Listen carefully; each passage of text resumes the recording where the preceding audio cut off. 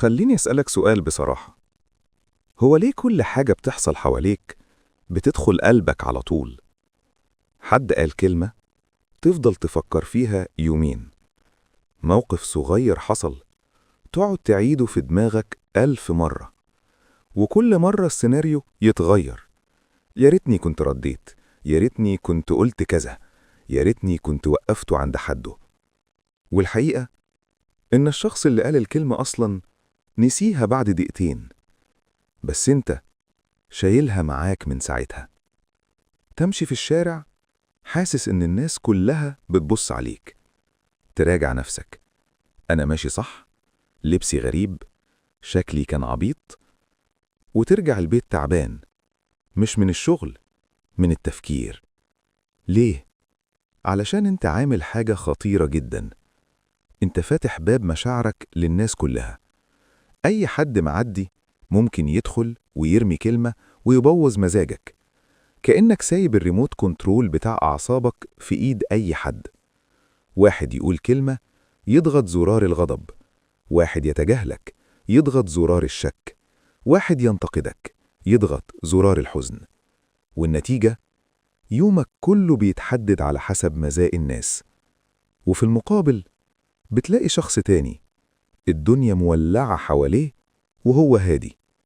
المدير يزعق يرد بهدوء، حد ينتقده يهز كتفه، الناس متوترة وهو بيشرب قهوته.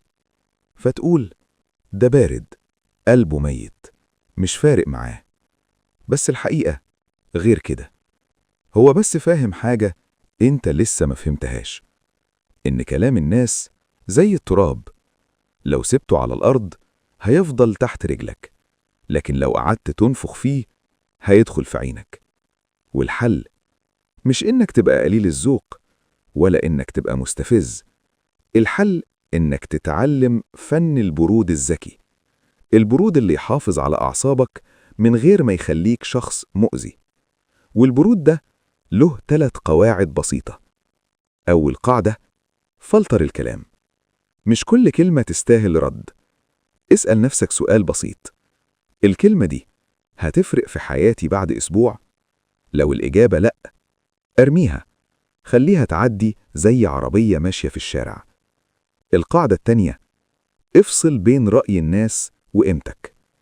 رأي الناس بيتغير كل يوم، مرة يشجعوك، مرة ينتقدوك، لكن قيمتك مش بتتحدد بكلامهم، قيمتك بتتحدد بأفعالك.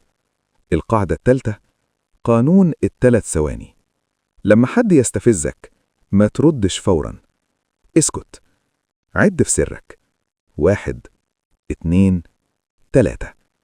ال3 ثواني دول بيفصلوا بين رد فعل متهور وبين شخصية واثقة.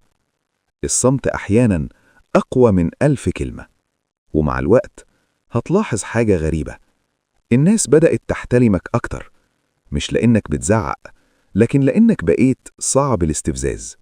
بقيت ثابت، بقيت هادي، زي جبل العواصف بتعدي عليه وهو مكانه ما بيتحركش. وفي الآخر اسأل نفسك السؤال ده: هتفضل لحد إمتى سايب أي حد يحدد حالتك النفسية؟ هتفضل لحد إمتى مستأجر أعصابك للناس؟ الحياة أقصر من إننا نضيعها في حرقان دم. فإما تعيش كل يوم متوتر أو تتعلم فن البرود الذكي. الاختيار في إيدك.